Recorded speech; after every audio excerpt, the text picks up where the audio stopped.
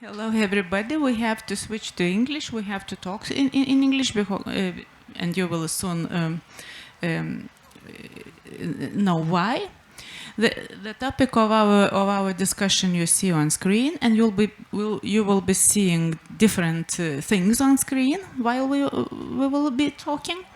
Now I would like to probably start and present all the speakers, and you can see I'm so happy that everybody agreed to participate in this discussion, and among them are two students of the Scandinavian Center at Vilnius University. Thank you so much that you came.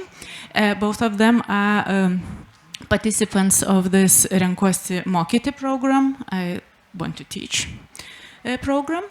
And you will tell probably more about yourself when you start talking.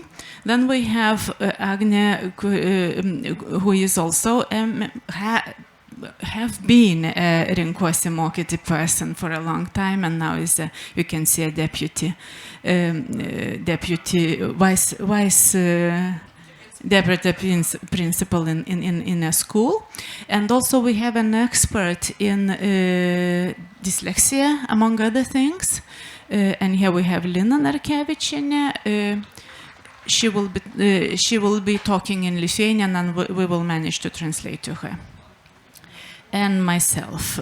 And then we have Satu, who had to fly from Helsinki for this talk. So, and again, I'm so grateful, Satu, for that you could make it. So, and myself, Loreta Vaicekauskienė, teacher at Vilnius University, and the one who really. The education is one among my civic interests as well as professional. So we will talk about Nordic. The idea of this discussion is to talk about Nordic ideas and practices, and also to compare what we have in Lithuania, what we probably can do better, what we probably can change when learning from Nordic countries, and these things, and you will hear the questions. You will see them on screen as well. But also, I included some young people's voices on quotations from a girl high school pupil who got diagnosed dyslexia. I took interview with her, and some quotations from our students who had a course in education, and their reflections of the Nordic ways of accepting every person in school. So you will see the quotations while listening to us. But now I would like to to ask you, the audience, do you agree with the statement that there are no special needs, just laziness? No, that is why you are here, to listen. Another question then, do you know people who have been neglected or left behind at school? Can you raise a hand if you know any? Too many. Even one would be too much, but so many. So this is why this topic today. And I will, before we start, I will also present this very fascinating vision by Nordic Council of Ministers, who say that we have in the Nordic vision they include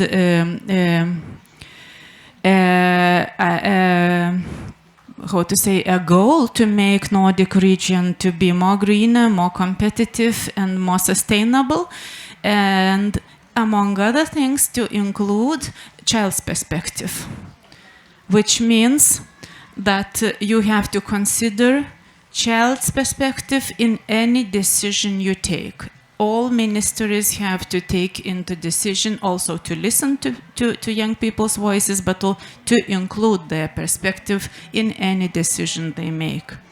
What a nice goal to have. And there is just a quotation, translation from Swedish. The Nordic region should be the best place in the world for children and young people. And yesterday I had a discussion and a promise that the Nordic region will include Lithuania as well. So we hope good things for our children as well. But now I would like to start the discussion and ask the participants each to comment very shortly, very briefly, what the child's perspective mean to you based on your experience. So if we start with, for instance, Satu. Thank you, and thank you for the invitation and the possibility to be here. I answer in the context of teacher education, where I work, and school. And I think for me it means to take every child, every young person as an individual with his or her special challenges and strengths and needs, and also in today's world with his and her linguistic background and linguistic resources, very often in several languages, and with religion, orientation, sexual orientation, race, nationality, everything that comes with it.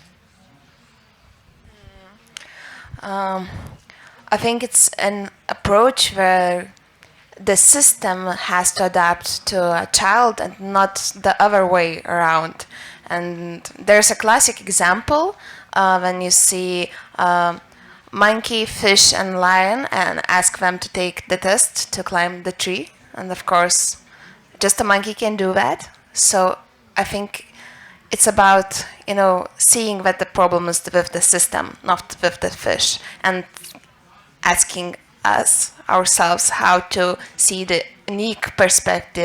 uniqueness in the fish and build a system around that.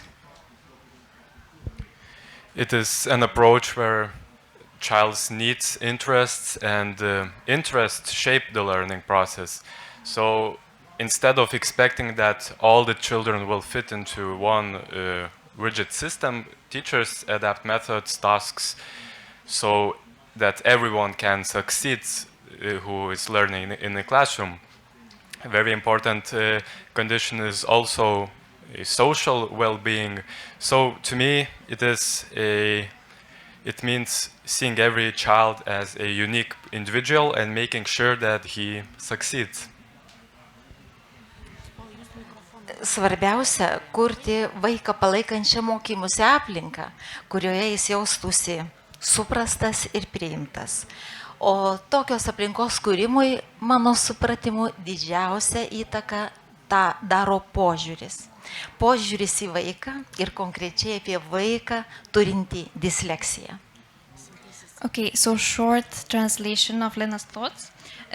So the perspective should be child-centered. So teacher or the specialist who works with the child can create an environment that supports learning. And the child is an individual which, their learning is the main goal. Lietuvoje po truputį situacija gerėja nuo požiūrio, kad vaikas, kuris turi skaitymo, rašymo sutrikimą, tai yra disleksija,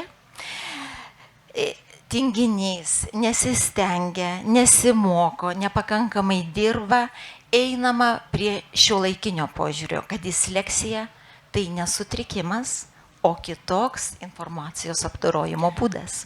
Ačiū, Lina. Mes paskui dar šitą pratęsim. Disleksijos gilesnį pažinimą. Yeah. We will continue with this dyslexia talk right afterwards. Yeah, and this change of opinion from the lazy student to a student who has a different kind of quality and just a different type of how the information is processed. And for me personally, because I'm a teacher, so this child-centered perspective for me always will mean that the child is the most important person in the room, in the classroom. So this authoritative figure of teacher is gone.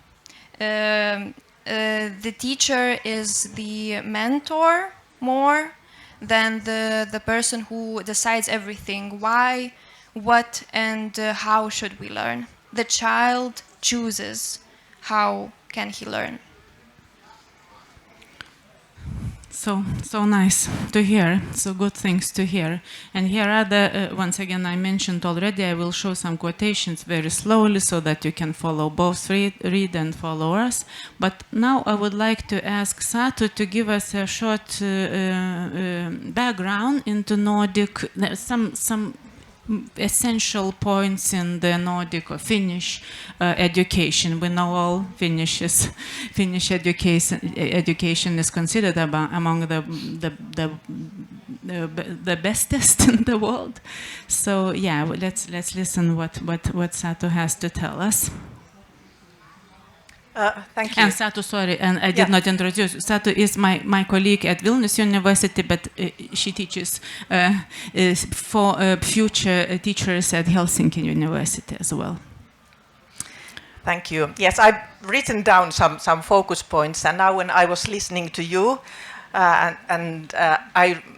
could hear very many familiar principles like those ones that we try to follow in Finland, so I think we agree on very many points. The Finnish school system is very strongly based on the idea of equality, and our teacher education, I think, is of rather high quality, and all teachers in the primary school, elementary school, and secondary and upper secondary school, they all hold master's degrees. And the third point is that our focus, I think, lies more on motivating the children and the learning process rather than grading and assessing them and testing.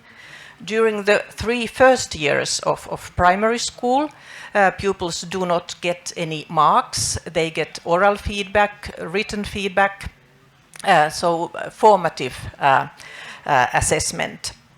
And also the teachers try to engage pupils very much in the learning process, as we also heard that you do here, that pupils are not so much seen as recipients of knowledge, but as producers and learners and seekers for information and learning. And teachers try to engage them in critical thinking and discussions and conversations with others. And the fourth point is that pupils with special needs get special education from early on, and I think we shall come back to this maybe later. And my fifth point is, as you know, that Finland has 2 official languages, Finnish and Swedish, and also Sami in far north. And those pupils that do not speak Finnish or Swedish as their first languages, they get Finnish or Swedish as second language tuition at school, instead of Finnish or Swedish as a mother tongue. And this is a different pedagogy from foreign language pedagogy, of course. And the aim of this second language tuition is to integrate the pupils as soon as possible into the first language education. And there's an ongoing discussion how to integrate these 2 language levels, first language education and second language education, even more tightly into one another, and how to take the very multifaceted linguistic and multilingual resources of the pupils better into account. And then we have this thing like your own mother tongue or your inherited language tuition. So every pupil who speaks some other language as the first language is entitled to 1 or 2 lessons per week in this his or her first language. There are, at the moment, I think about 60 languages that are being taught in Finnish schools. Of course, we are also facing difficulties and challenges with this because the groups tend to be very heterogeneous, and also there is a lack of qualified teachers. But this is the aim, to keep up the first language of every pupil also. So, if I may interrupt, do I get you right that if, for instance, a child born in a Lithuanian family, is in Finland somehow, his or her parents emigrated, then he or she can get classes in Lithuanian? Yes, this is the principle. And of course, with so-called bigger languages, it's often easier. But also now in the times of Zoom and Teams, you can then join groups from smaller schools also via internet into these first language education sessions, if there are not enough students of Lithuanian, for example, in your own school or in the region. And then there is another thing called the preparatory education, that is for refugee children and for pupils with immigrant backgrounds that come to Finland, and they are entitled to take a 1-year preparatory class in Finnish language or Swedish language before they are integrated into the so-called normal classes. But this, of course, has its challenges. And now the situation I have been describing here, these are the aims and the visions that are like from our national curricula and from the educational documents. But it is clear that in real life you can understand that not everything goes as smoothly as theoretically put. We are also, of course, facing some challenges and difficulties in making all this happen, but we are doing our best. So this was it, yes? These were my focus points that you. Okay. I tried to be quick. Okay. Thank you so much. So again, you cover 60 languages in theory, yeah? And if there are conditions, then you teach those languages to all those many children, yeah? Actually, yes, these 60 languages are all being taught. So that is not theoretical. They are all being taught in different parts of Finland.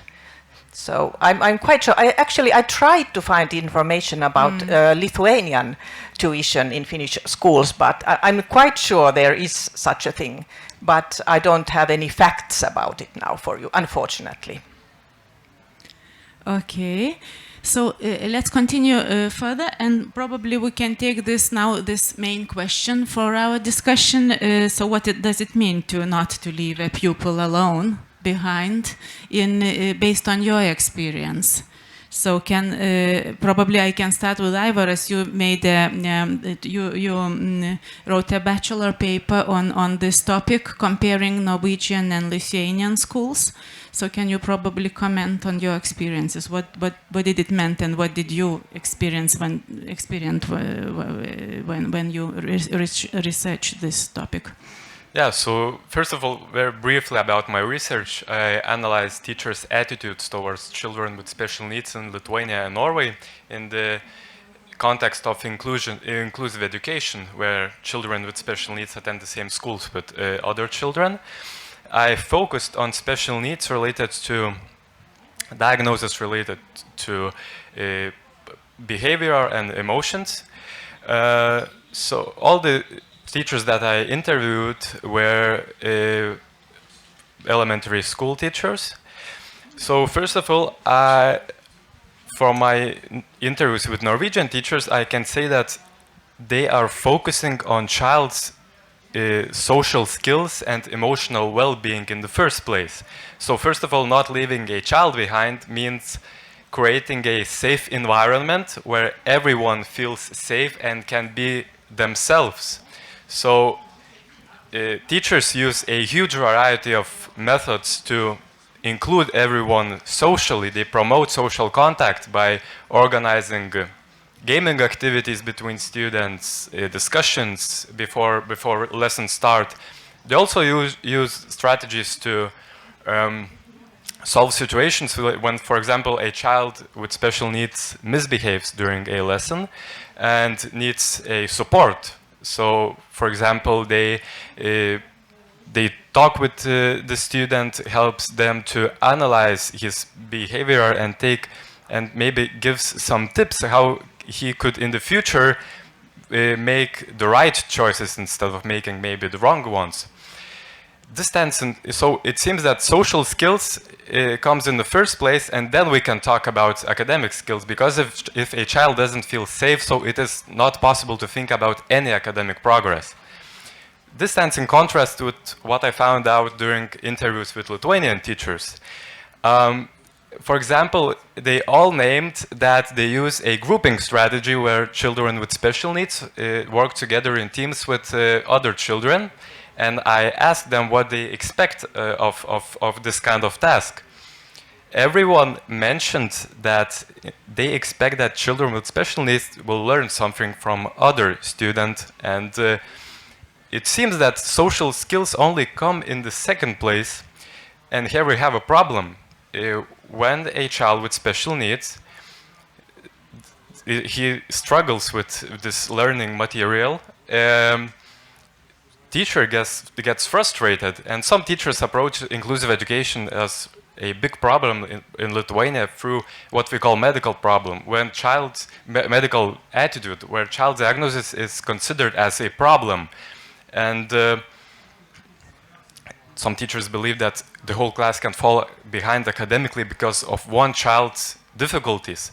So yeah, this is a really good example of how two cultures can have very different attitudes. And in my opinion, we should take a look at teachers' training, because in Norway, for example, teachers feel well prepared. They have to attend courses. It's mandatory to attend courses in Norway, and they feel self-confident when they work with children with special needs. They solve all the problems really, really effective, while in Lithuania is solely voluntary to attend trainings. So teachers get a lot of stress and frustration during this process. So in my opinion, it's worth to take a look at teachers' preparation in order to prepare teachers well so they can feel better and the children could get a better quality education. Thank you very much, Ivar. So now we have to continue with Lina, your experiences.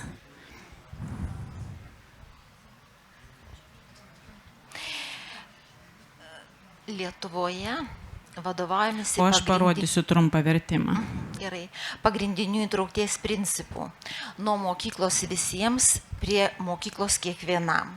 Ir požiūris į kažkokių tai ypatumų turintį vaiką ir konkrečiai apie disleksiją turintį vaiką keičiasi nuo problemos į ypatumą.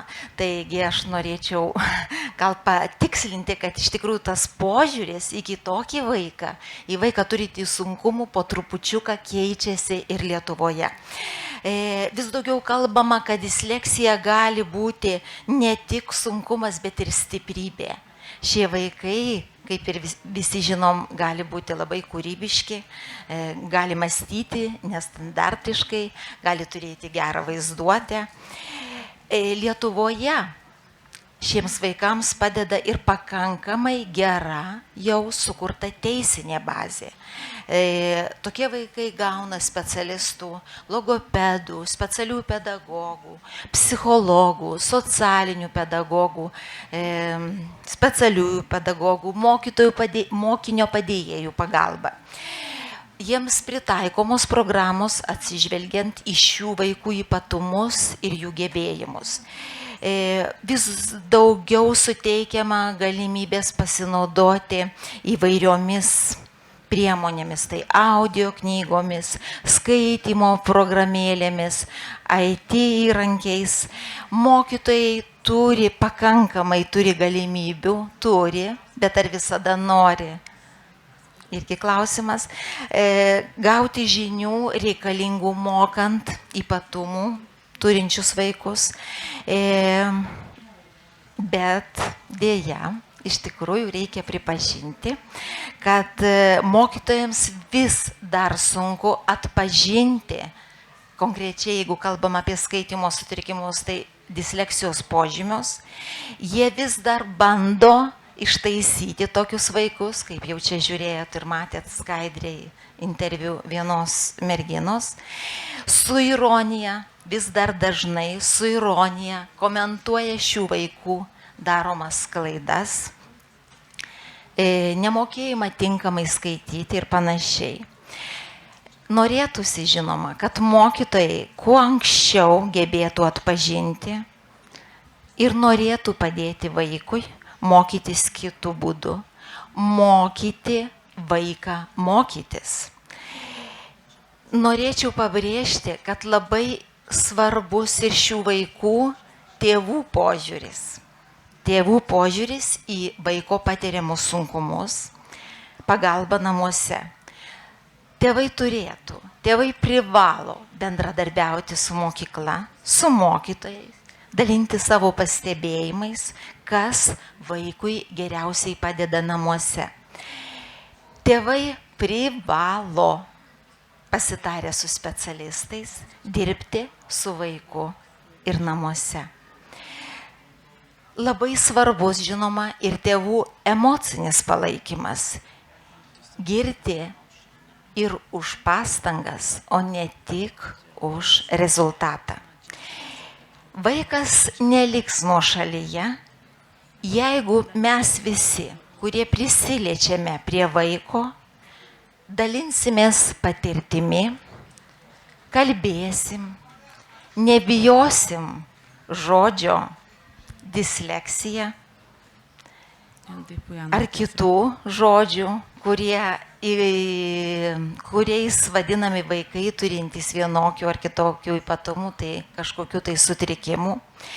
Ir aš norėčiau palinkėti, kad kuo daugiau mūsų Lietuvoje visuomenė suprastų, kad disleksija tai yra neurologinis ypatumas ir kiekvienas toks vaikas be baimės būti išjuoktam, pažemintam, galėtų garsiai pasakyti: aš turiu disleksiją ir man reikalinga pagalba.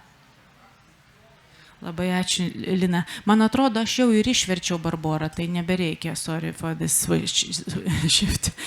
I translated for Satu. But Satu, can you comment on what for instance, how do you solve this thing with dyslexia in Finland?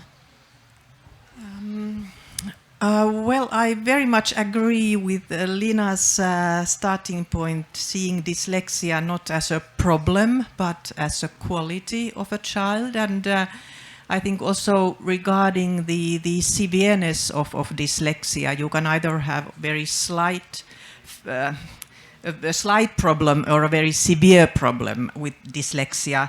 In Finnish schools, the focus is on inclusion, also on this matter, and starting with the first step, of course, is early identification of dyslexia of pupils by tests and observation by the class teacher or the special teacher in the school, and. We have, as you have also, accessible materials for pupils with dyslexia, like plain language books and pupils, and also assistive technology. Pupils can use text-to-speech software and other digital tools if needed. And teachers, of course, modify their assignments. For the kids, they provide visual support, audiobooks that were also mentioned here, and other channels in order to help with these reading and writing problems. And if you are diagnosed with dyslexia, you sometimes get more time in your exams or to do tasks. And also in the matriculation exams, which are the final point in the Finnish school, with a certificate of dyslexia, this dyslexia is taken into account in the assessment. So you are not, you don't lose points for making mistakes that are typical for dyslexia. And of course, teachers very much try to stress that it's not a hindrance, like it is just one quality, as Lina very wisely said. So if you have a dyslexia in Finland, you can enter university, can't you? University studies, can you?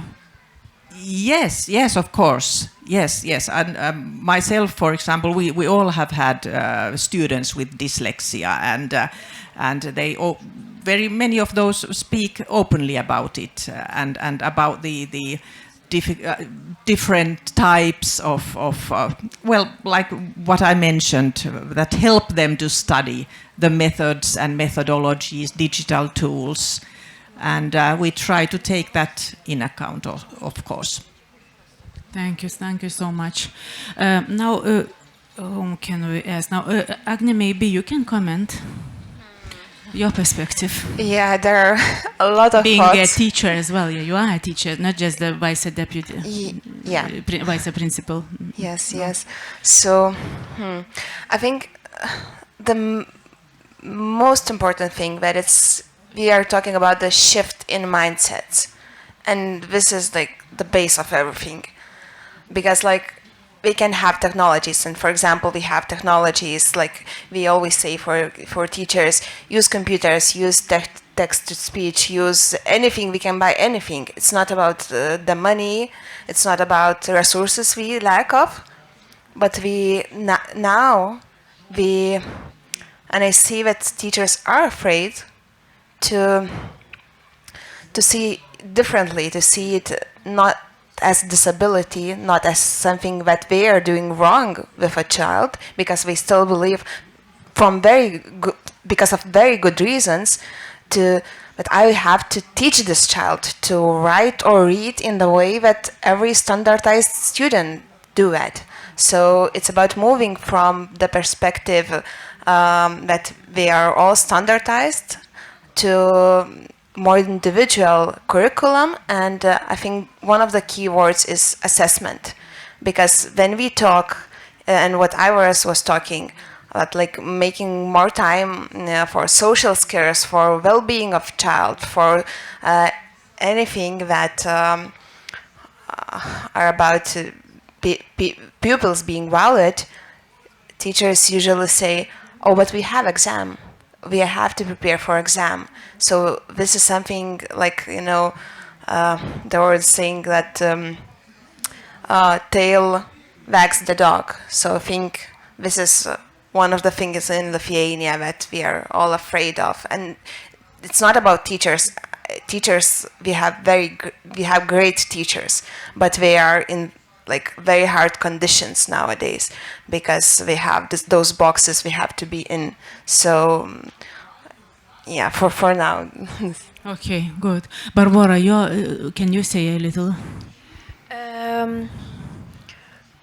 For me, well, as a teacher as well, yeah. But I have worked in the school only for 1 year.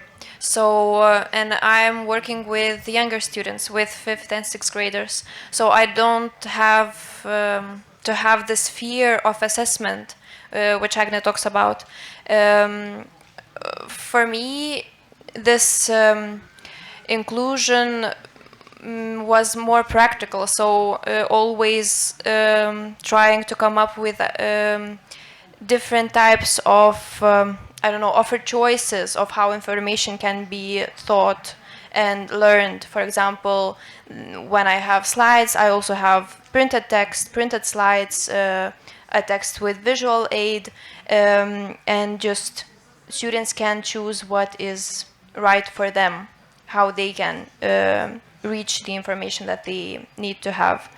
And from my personal perspective, every pupil that I had and every parent that I had talk to me were very grateful for my minor efforts, because the normal, at least in my school, in my experience, the normal thing still is to be ignored, for the special needs to be ignored.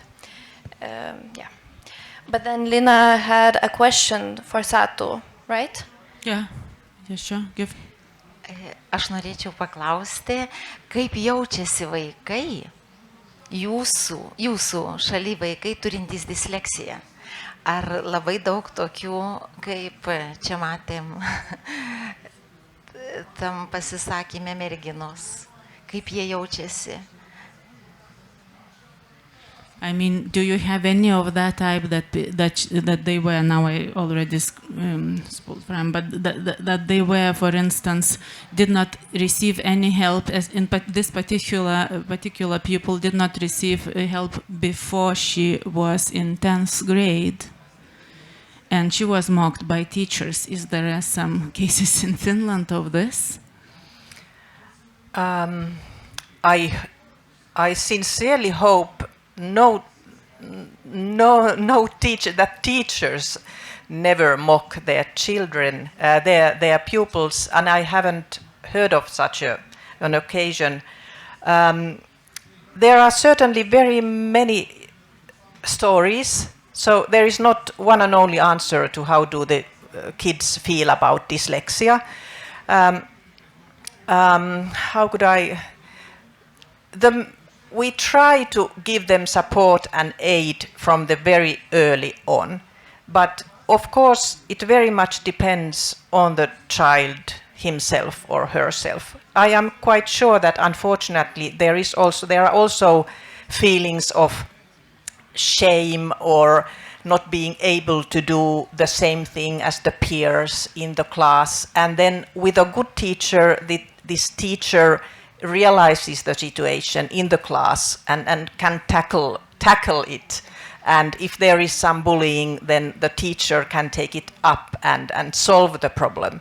But I'm not saying that it's a rosy reality where nobody suffers from dyslexia. I'm quite certain that unfortunately there are also kids very much suffering from it, despite all of the support and all of the aid that they are getting. But I hope that the majority of pupils feel that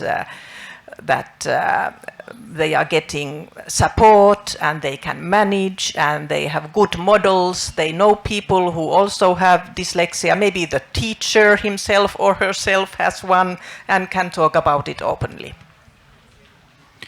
So, and also we have to remember, as everybody person struggles with writing, even without dyslexia. It is because that the written language has nothing to do with our biological adaptation, contrary to the speech, which we actually is a biological property. So this alone is a struggle, and think of those pupils who are left alone without any help, technological as well. So maybe you have to would like to comment on each other very, very briefly before we take questions from the audience. I would like to comment on one thing that Lina mentioned about parents and teachers' relation. In Norway, parents of children with special needs get homework from teachers. At home, they must, for example, if a child is autistic, it is difficult for him to express emotions. So parents have to play certain games or read stories in order to make child feel something or express something. While in Lithuania, this relation between parents and teachers is a bit more passive. if I asked one teacher, all the teachers, how is their relation with parents, one teacher said, I mean, it's okay. I don't get any negative comments, so I think it is really positive. So the understanding of good relation is also different, and it's really important also to have a active relation. Okay, I continue with the slides from quotations from reflections of our students. Maybe some more comments on each other? No? So far? So maybe the audience, do you have any question? Comment? Yeah? Yes, please. Yeah. You can take it in Lithuanian, yeah, we can manage.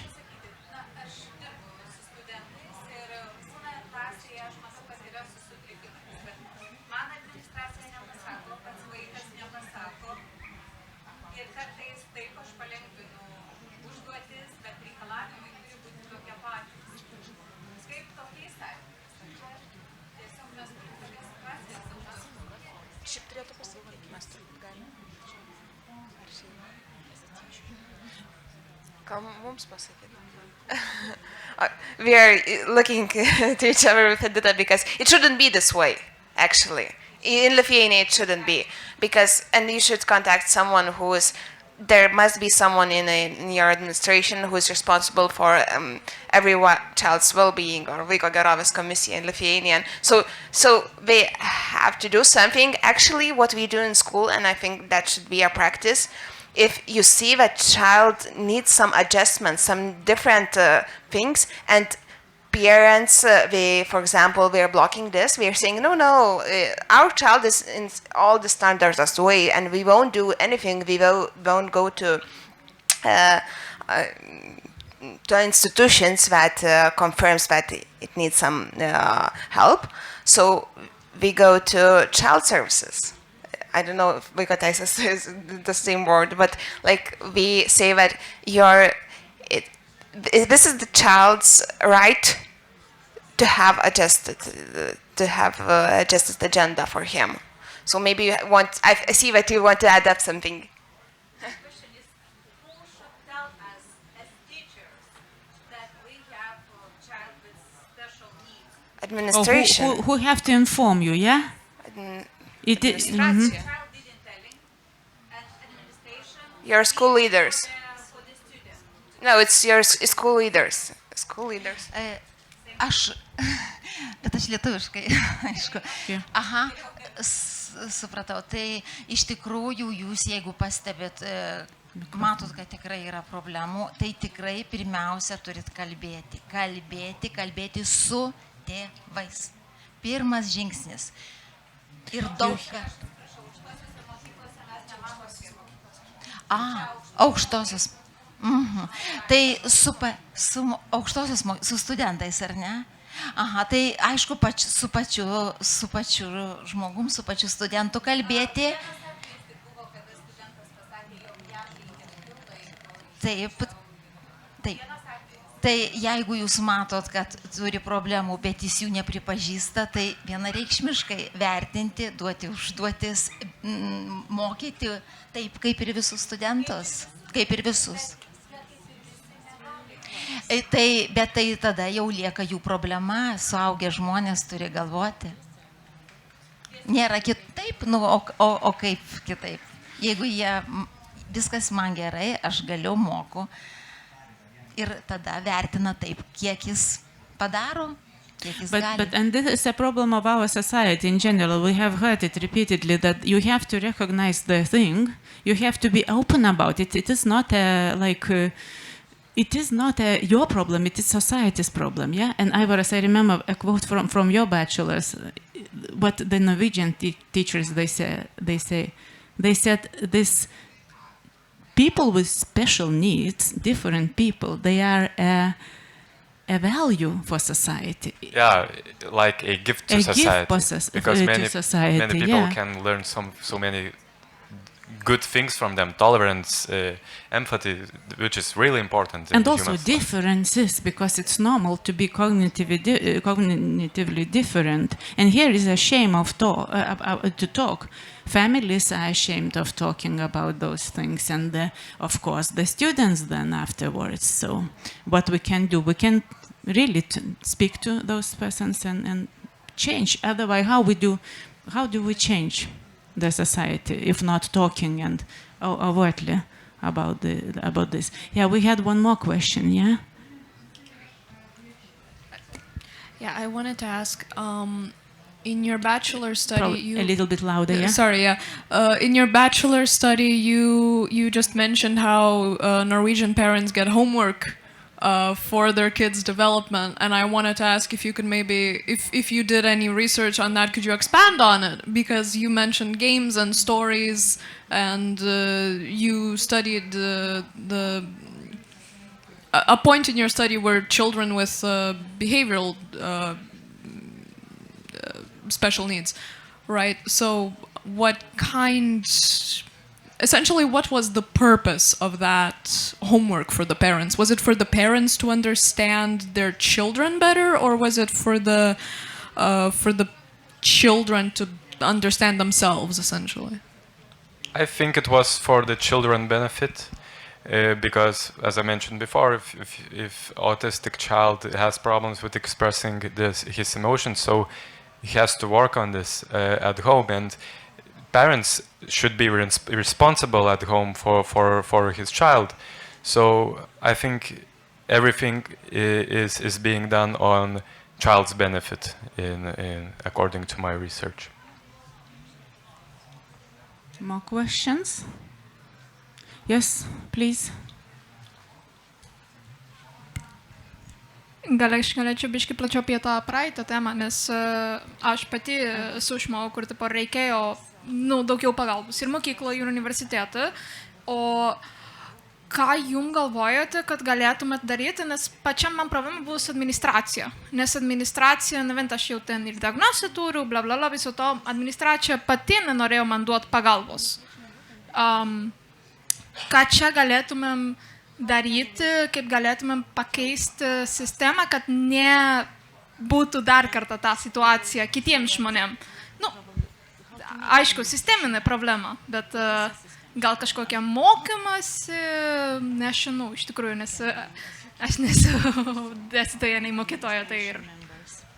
Jūs kalbate apie mokyklos administraciją. Is it a school administration? And also university. Mm-hmm. Do you have a good advice? What can we do to change the attitudes of administration? Education, yeah, you proposed yourself education, to educate them in this field, yeah? I think there was a thing about training the people, but I think it's, I will tell one of the Renkuosi, or I choose to teach the secret. It's about selecting the right people with the right attitudes towards inclusion. Because, it's something that's very hard to change. And it's the beginning is about mindset. Am I open to inclusion, to really believing that everyone is worth, that I can learn from someone, even though they don't see the world in standardized way, they don't give speeches in a standardized way. So I think it's about selecting people that are in those, strong positions, leadership positions, that have the attitude. And education is one of the human rights, so I think you should maybe tell the higher authorities about it, maybe.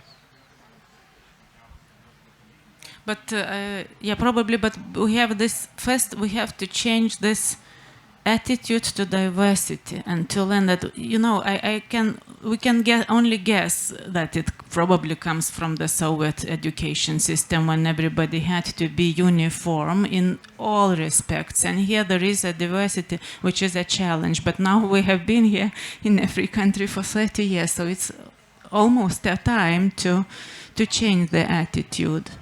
More questions? Yes, please. Okay, so to talk to the mic. Thank you very much for this discussion and thank you for your thoughts. At one point, I got even a little bit sad because I have dyslexia and I was one of the child, even though I was diagnosed pretty early in the first elementary grade, but the information was not moved forward and I did not get enough of support in a way. And even when I went to university already when I was starting my master's, because I was studying reading, writing and talking humanitarian subject, they said that like, oh, the only thing we can do is basically write recommendations for your teachers and that's it, and maybe they're gonna give you more time for something or will give you less reading. And I was like, I'm studying political science, like less reading means I'm not able to participate properly in the seminars. That was 2 years ago, so that was the reality that I was met with. And then yeah, talking to teachers helped more than talking to administration, but I also understand it's not a new topic, but it's a new mindset that we're trying to actually deal or do something with it. And a lot of you talked about changing the mindset, and for me it would be interesting to know from your perspective what kind of questions you give to teachers or to specialists for them to try changing their mindset. Because for me, yes, I can come with my personal story and be like, yes, even when I was working as a teacher in the last years of high school and in the first years of university, I was able to see children who were like, maybe they're dyslexic, but I was not a specialist, I was not trained, I just had it myself. And I had a lot of these issues with parents where they were saying, no, my child is perfect. And I would say, yeah, but maybe go see. And some of them actually had dyslexia. So what are the questions, or what are like maybe the main like points that you kind of approach people to start changing that mindset? Thank you. Sato, you teach future teachers. How do you change their mindsets? It's a hard question.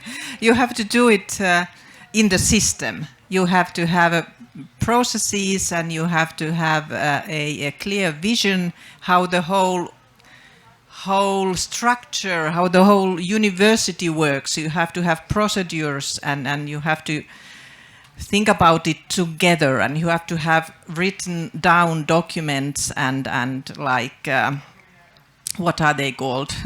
Like ways to handle a certain or this issue and other issues. And what could I now say? What kind of questions? Well, my first answer is that it's not question of an individual. It's also a question of individuals, but it's more a question of the whole system and what the system and what the university as an institution has as its values, equality, equal opportunities for everybody, and the right for education, as Aivaras brought up. And then you start like splitting it into smaller pieces and steps to go forward and to reach the vision. What about you others? Aš gal norėčiau truputį irgi apie tą požiūrį jūs klausėt. Kaip pakeisti požiūrį? Mokytojai, tai irgi mūsų visuomenės dalis. Tai reikia, aš jau minėjau, keisti visos visuomenės požiūrį. Vaikas ateina turintis ypatumų į klasę. Vaikas bijo prisipažinti, tėvai bijo pasakyti, kad vaikui kažkas tai yra, kažkokių sunkumų turi, sunkumą, sutrikimą turi. Mokytojai nežino, kaip kalbėti su tuo vaiku, kaip pateikti visai klasiai, kad jo neišskirti, kad jo nepažeminti. Tai yra daug labai niuansų, bet kol nesikeis visos visuomenės požiūris į žmonės, kažkuria tai prasme kitokius, į žmonės turinčius vienokių ar kitokių sutrikimų ypatumų, tol bus didžiulė problema. Nors dabar įtraukusis ugdymas deklaruoja tas idėjas, bet įtraukiojo ugdymo kultūra Lietuvoje iš tikrųjų dar yra labai labai žemam lygyje.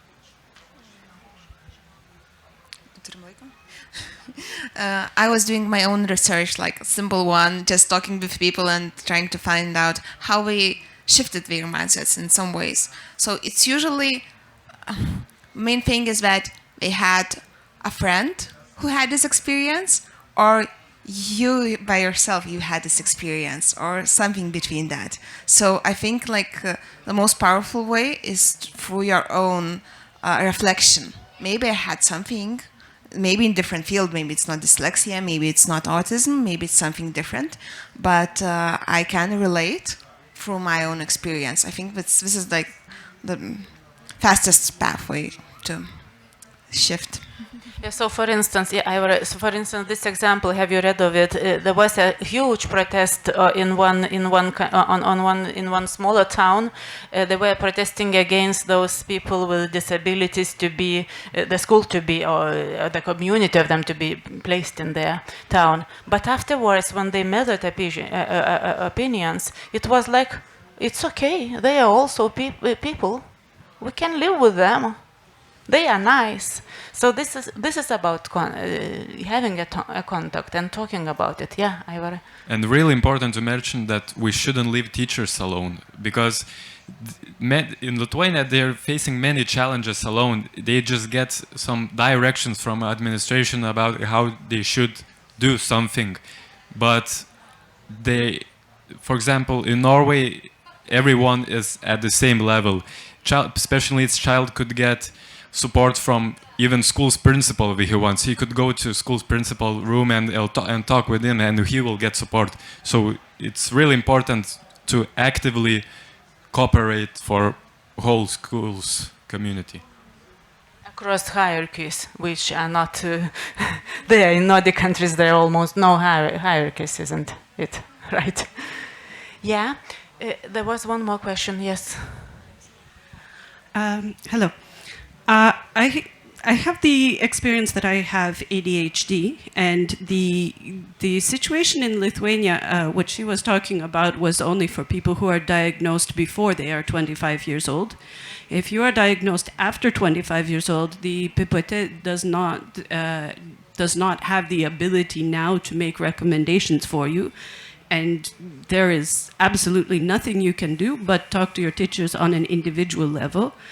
The teachers, and this is my experience, that a lot of teachers do not know what learning disabilities are. They do not know what ADHD is.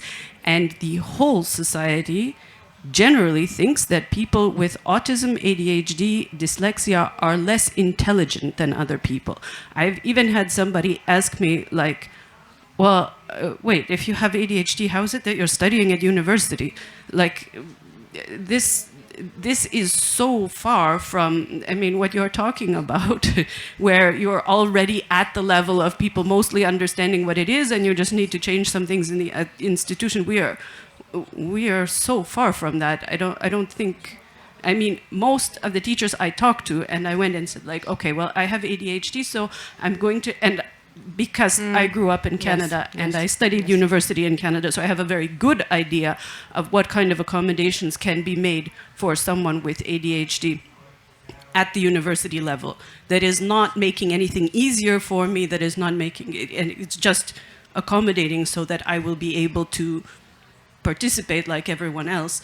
And they didn't understand that. They didn't understand that this is an objective thing, and this is, oh, you just want this. Like, some of them understood, some of them didn't. And some of them said, oh, well, everybody else has to do this, you should have to do it too. Or like, oh, you can't do this, well, just try harder. So thank you so much. Thank you for sharing your story. I hope everybody will go home and share the stories, yeah, and share this knowledge at least. We have to spread this knowledge, yeah. But now I want to ask you, all of you, to just to give the very last comment. What is it we can do? What is it the main thing to do today? It's been mentioned here already. Teacher education, I think, is extremely important. That teachers get the theoretical backgrounds and viewpoints, and also see the empirical situations in classes. So that's one point. And then I think in the end, how not to leave anybody behind or out. I think it's in the end a question of very simple things, like looking your pupils or your students in the eye and asking them how they are, and like opening the channel between you two, because if the channel is open, if there is real interaction between you two, then everything is possible after that. And I will continue at, it's very important to have the time for that channel. And I think in today's Lithuanian context, to have this challenge, one thing that I would change, I would start with assessment system and exams, and thinking that it should be universities thing, not so much related with school, and not making all the decisions about exams and not having time for those soft things. So I would start with this, because that's something teachers are debating a lot. As Otto mentioned, teachers training is a crucial thing. I think it will be a huge step forward in Lithuania to invest in systematic teachers training. For example, invite psychologists or specialists that specialize in working with pupils with special needs, explaining how human brain works in certain situations and how they could use strategies and methods in order to fulfill child's needs. Aš manau, kad ugdyti įtraukio ugdymo kultūrą, keisti požiūrį į žmogų turintį vienokio ar kitokio ypatumų reikia nuo pat mažens iki mokyklinio ugdymo įstaigos. Nuo ten prasideda vaiko nesupratimas, vaiko nepriėmimas, vaiko atstumimas, patyčios ir taip toliau. Tai labai svarbu tai suprasti, kad vaikas nuo mažens augtų įtraukio ugdymo kultūrai, kad priimtų į tokį, koks jis yra, ir norėtų kiekvienas esantis šalia tam žmogui padėti, nesityčioti, kad jis negeba užsirišti batraiščių ar nesusisega sagų, neužtrauktuko, arba labai lėtai rengiasi, kad padėtų jam. Man atrodo, tai yra labai svarbu. Okay, so short translation of Lina's thoughts. So You don't need to translate. Give your thoughts. I have translated. Okay, perfect. So my thoughts actually mirror Satu's and Aivar's thoughts, because no year count of experience at school as teachers mean that we know everything and we can work with everyone. No, we have to keep educating ourselves, and we have to keep learning about different type of disabilities and special needs, and to not forget why we are in the school, why we have this role as a teacher, not to be a figure or something, but to help each and every child. Thank you so very much, dear audience. Please help me to applaud those wonderful people. Thank you for everybody. Thank you for coming.